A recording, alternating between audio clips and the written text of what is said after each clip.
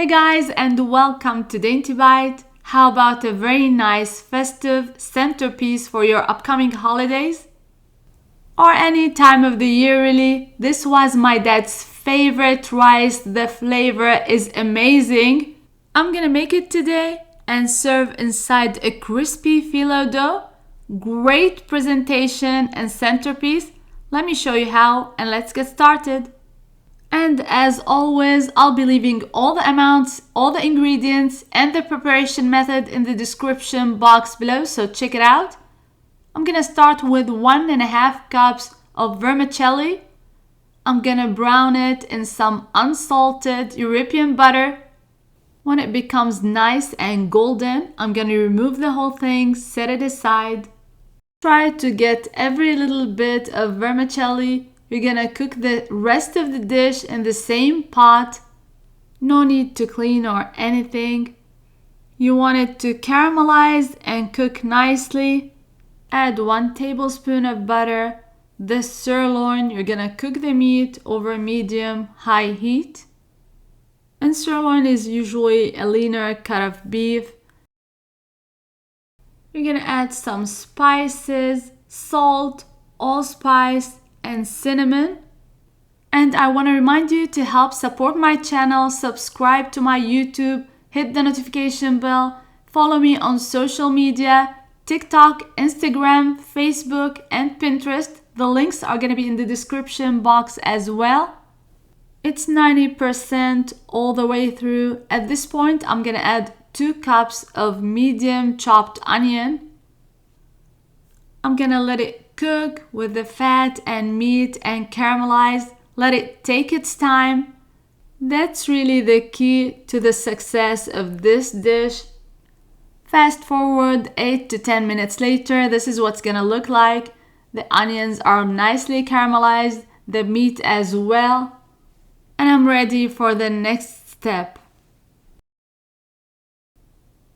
We're gonna put back the vermicelli, mix them in, just like so. And I rinse the rice, a very quick rinse under running water. I'm gonna add it on top of the vermicelli and meat mixture. You can use basmati or jasmine rice, it's totally up to you. And as I said before, all the amounts and all the ingredients are in the description box below.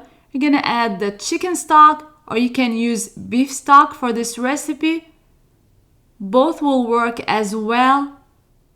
I highly recommend you add the chicken stock or beef stock very hot or boiling to the rice. Less chances the rice will break. You can taste the broth at this point and adjust the salt. Let it come back to a boil. Cover it and let it simmer on the lowest temperature for 20 minutes. Or until the rice is fully cooked and absorbed all the good flavors. You can actually stop there, top with some nuts, pine nuts, almonds. Serve as is with a little bit of plain yogurt. That would be amazing. Or you can go a step further and make it even more special. And I'm gonna show you how. You're gonna wait for the rice to cool for an hour or 2 and wrap it in phyllo dough. This would be great to serve and heat in the oven. I'm using a deep souffle pan that's oven safe. I'm gonna brush it all over with melted butter. And I'm using phyllo dough. This is extra thick. This is what I have, but you can use the regular one, no problem. Start layering one layer after the other. You can do 4 or 5 layers because I said this is extra thick. But if you're using the regular one, you can use 6 layers. And you have to work very fast because the phyllo dough will dry out very quickly. Try to cover it with a damp towel. The ones that you're not using needs to be covered. It doesn't have to be perfect and it needs a little bit of patience. But it's okay that it doesn't look perfect. It's gonna look perfect at the end, I promise. Make sure with every layer you brush with butter. Try to cover the edges with butter as well. And this is what it's gonna look like. You're gonna fill it until the edge with rice.